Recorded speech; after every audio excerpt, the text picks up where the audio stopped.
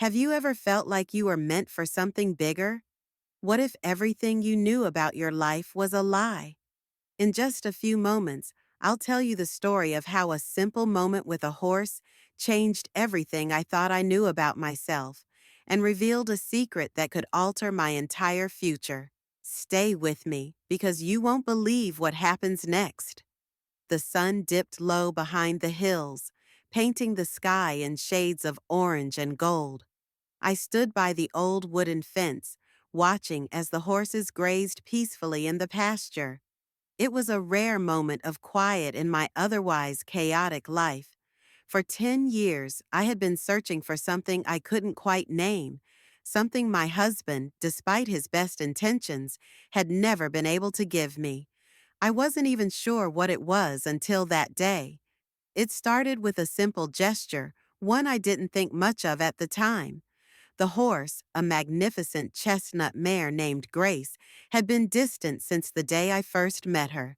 She was known for her stubborn nature, never letting anyone too close. But that evening, something changed. As I leaned against the fence, lost in my thoughts, Grace trotted toward me, her amber eyes locking onto mine. She stopped just a breath away, her warm, soft nose nudging my hand. In that moment, I felt an overwhelming sense of connection, something so profound it brought tears to my eyes. It wasn't just her gesture, it was the unspoken understanding, the silent promise that I wasn't alone. I had spent years trying to bridge a gap in my marriage, trying to feel seen, understood, and valued. Yet, here was Grace, offering all of that without a single word. What followed in the next few minutes was a moment so unexpected, so deeply moving, that it left me questioning everything I thought I knew about love, companionship, and trust. But before I could fully grasp what was happening, something even more surprising unfolded, changing my life forever. Grace stood there, her eyes calm, but filled with something I couldn't quite name, an unspoken wisdom, maybe. As her warm breath brushed against my hand, I felt a pull, a strange sense that she understood me in a way I hadn't experienced in years. My fingers gently grazed her silky mane, and for a moment, everything else faded. The arguments, the cold silences, the loneliness I had carried in my marriage like an invisible weight. The barn owner, Mrs. Ellis, had once told me that Grace was a horse with a story. "She's been through things," she said one rainy afternoon, her voice heavy with emotion. "But she doesn't trust easily. If she comes to you, it means something." I hadn't thought much of it then, brushing it off as one of those sentimental things people say about animals.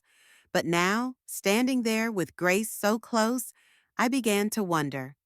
My husband, Mark, was supposed to meet me here that evening.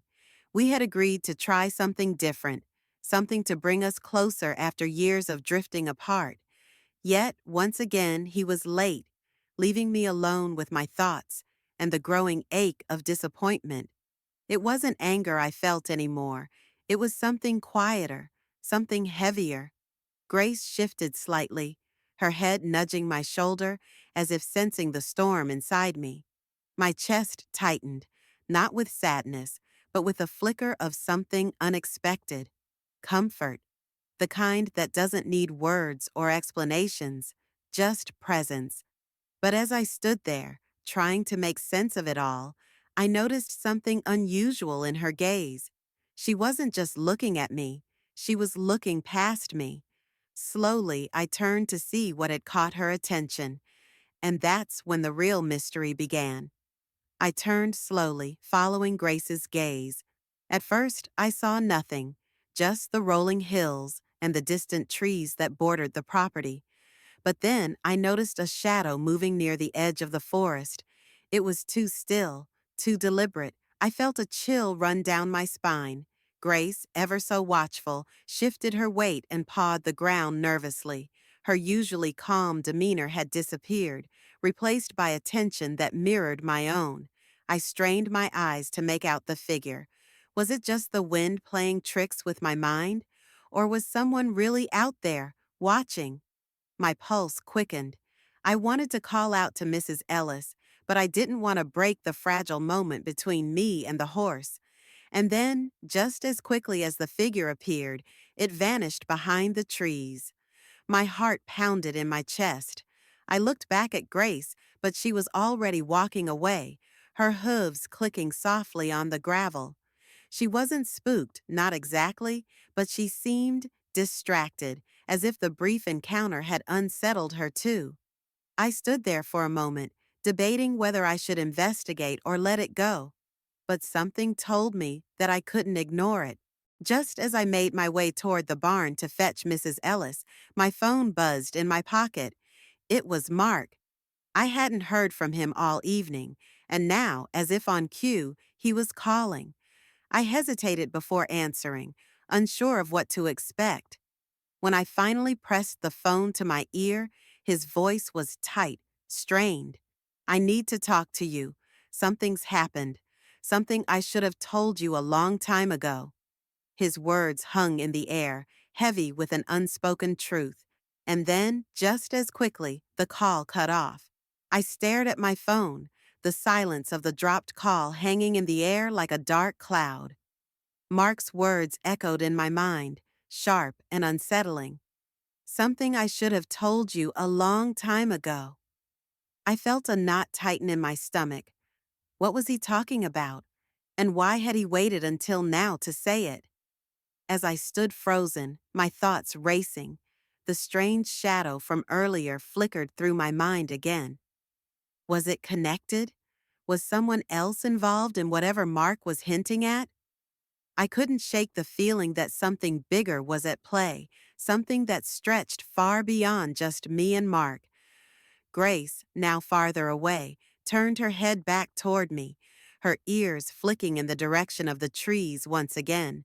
I followed her gaze, but this time the forest seemed even darker, more oppressive. The wind had picked up, rustling the branches, and a sense of foreboding filled the air. Every instinct told me to get out of there, to run back to the safety of the house. But something else, something deeper, urged me to stay. I couldn't ignore the pull anymore, not with everything that had happened tonight. I needed answers, even if they came with a cost. I grabbed my coat and started walking toward the trees, my footsteps loud in the stillness. The ground beneath me was soft, and the scent of wet earth filled my lungs. My heart raced faster with every step, the tension mounting in my chest. As I neared the tree line, I caught movement again, more distinct this time. Someone was standing just beyond the clearing. I stopped, my breath catching in my throat. The figure was tall, cloaked in shadow, and didn't move as I approached. I called out, my voice shaky but firm. "Who's there?" But before I could react, the figure stepped forward, and I saw it clearly for the first time. It wasn't who I expected. As the figure stepped into the light, I felt my heart stop. It wasn't a stranger, nor was it anyone I'd been expecting. It was Mark.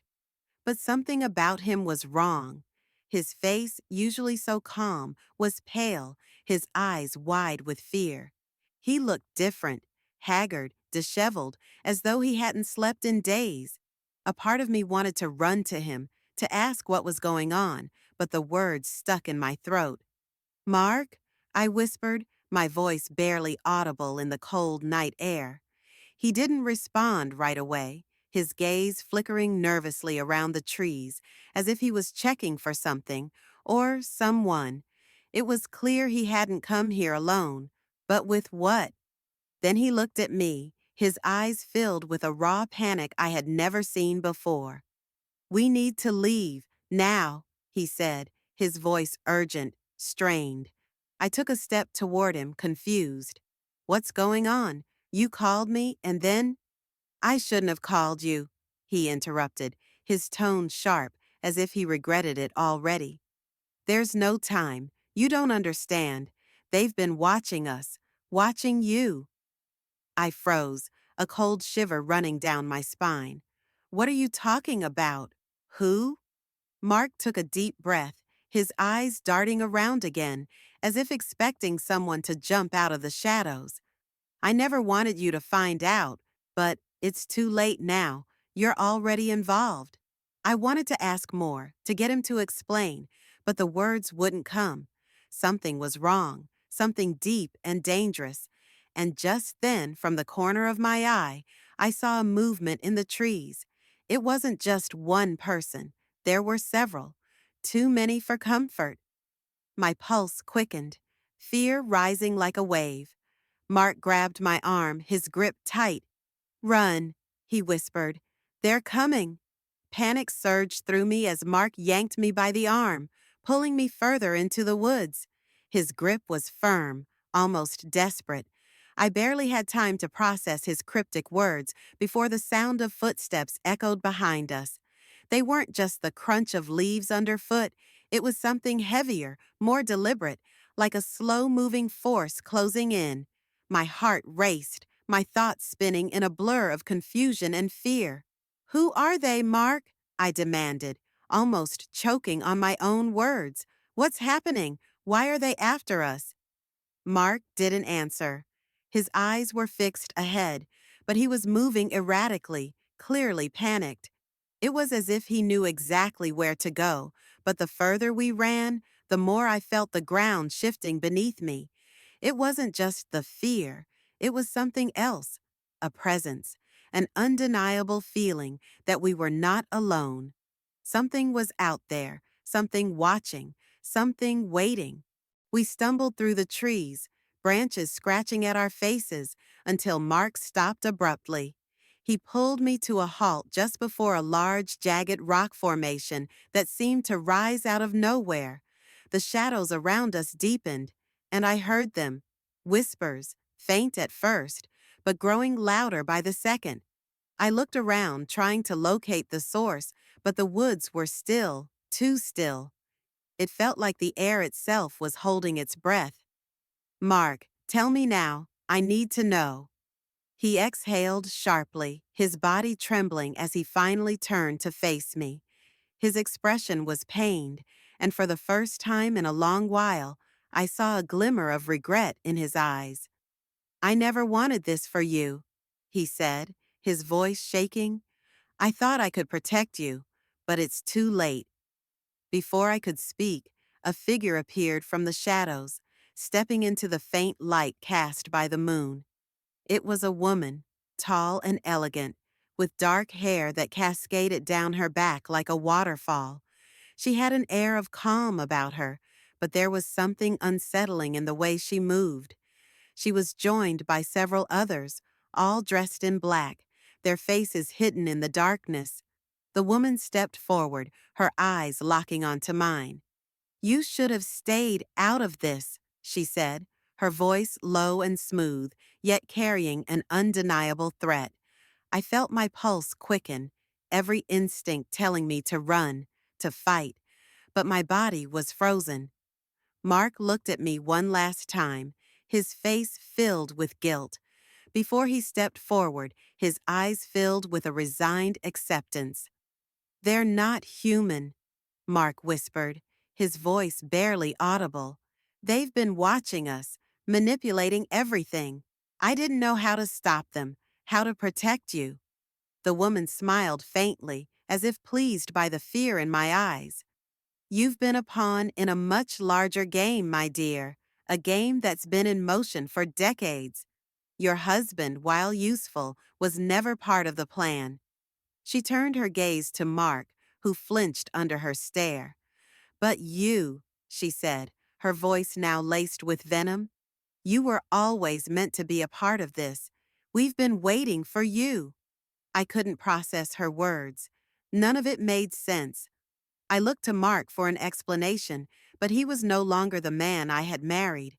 His eyes were dull, lifeless, as though whatever connection we had was severed in an instant. "You're part of something bigger than you think," the woman continued, her eyes now narrowing.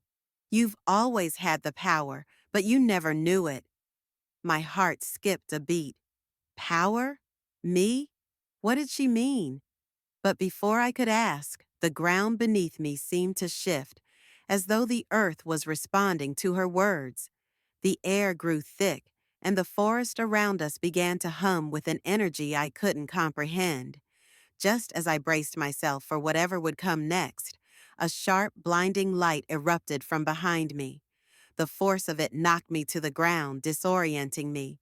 Through the haze of light and confusion, I heard Mark scream, a sound unlike anything I'd ever heard before, raw and full of terror. I struggled to push myself to my feet, my mind reeling, trying to make sense of the chaos. When the light finally dimmed, I saw the woman and her followers in a defensive stance, staring wide-eyed at the rock formation behind me. It was then that I saw it, a figure emerging from the shadows. Not a human, but something else entirely.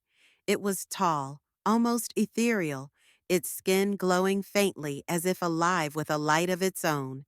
It moved with an unnatural grace, and its eyes locked onto mine with an intensity that sent a shock of recognition through my chest. The woman gasped, "It's you! You're the one!" And in that moment, everything clicked. All the strange events, all the unsettling feelings, it was all leading to this. But the real shock came when I realized who I was meant to be and what I was about to become. The figure stepped forward, its glowing eyes piercing the darkness around us. It wasn't just its appearance that was unnerving. It was the sense of familiarity that washed over me as I looked at it. I didn't know who or what it was, but I felt a deep, undeniable connection, like I had always known this being, like it was a part of me. The woman who had been standing in the shadows recoiled, as though the figure's presence was something far more powerful than anything she had ever encountered. "You're the one," she whispered, almost in awe, as her followers stepped back, their expressions shifting from confidence to something like fear. "We thought you were lost forever." I stood frozen, every instinct telling me to run, but something inside me held me still. I didn't know what was happening, but I knew I couldn't look away from the figure before me. It tilted its head slightly, studying me, its presence overwhelming yet oddly comforting. A part of me felt as though it had always been meant to happen like this. Mark, still standing beside me, was trembling now, his eyes wide with shock. "I didn't know. I didn't know it was you." His voice was broken, filled with regret, and I could see the torment in his eyes. "I never wanted you to be involved in this. I was trying to protect you." The figure finally spoke, its voice calm yet commanding. "It is time for you to understand, child. All these years, you've been living in a world that was never truly yours. The truth has always been hidden from you, and Mark was only trying to keep you safe from the knowledge of who you really are." I swallowed hard, my heart racing. Who am I? What is all of this? My voice cracked, the weight of it all crashing down on me. I could feel the truth just out of reach, like a puzzle with missing pieces, and yet the answers were right in front of me. The figure stepped closer, its glowing form casting an ethereal light on everything around us. "You are not just a woman from this world, not just someone bound by the limitations of human existence. You are a part of something ancient, something that transcends time, and the power that runs through you, it is what has drawn them all here. You have the ability to change the course of history, to reshape the world as you know it." I felt a cold shiver run down my spine as I tried to process what it was saying. "I don't understand. Why me? Why now?" The figure's gaze softened, and I could feel a strange sense of reassurance emanating from it. "Because you were never meant to be ordinary. You were born with this power. Mark and the others, those who have watched you, have kept you in the shadows, away from the truth, hoping you would never awaken to it. But now the time has come. You must choose what happens next." The woman and her followers, once so confident, were now retreating into the shadows, defeated. They were no longer the hunters, but the hunted. The moment of tension in the air was gone, replaced by an eerie stillness. I turned to Mark, who had fallen to his knees, his face filled with guilt and regret. "I'm sorry," he whispered, his voice breaking. "I never wanted this for you. I just, I just wanted to protect you from this life. But now, you're ready to take control." I looked at him, seeing him for the first time, in a way I never had before. He wasn't the man I had married, not anymore. And yet, I could see that his intentions were always rooted in love, in fear, in a desire to keep me safe. But the truth was bigger than both of us. The power, the knowledge, it was mine now to wield. With one last glance at Mark, I turned to face the figure. I had been running from the truth for so long, afraid of what it meant for my life, for my future. But I could no longer deny it. I had to face who I truly was, and whatever that meant, I was ready to embrace it. As I stepped toward the figure, a new sense of clarity washed over me. The answers were within me all along, hidden in plain sight. I could feel the weight of destiny on my shoulders, but it didn't feel heavy anymore. It felt like a purpose. I was no longer a pawn in someone else's game. I was the one who would shape the game. The figure nodded, as if it knew I had made my choice.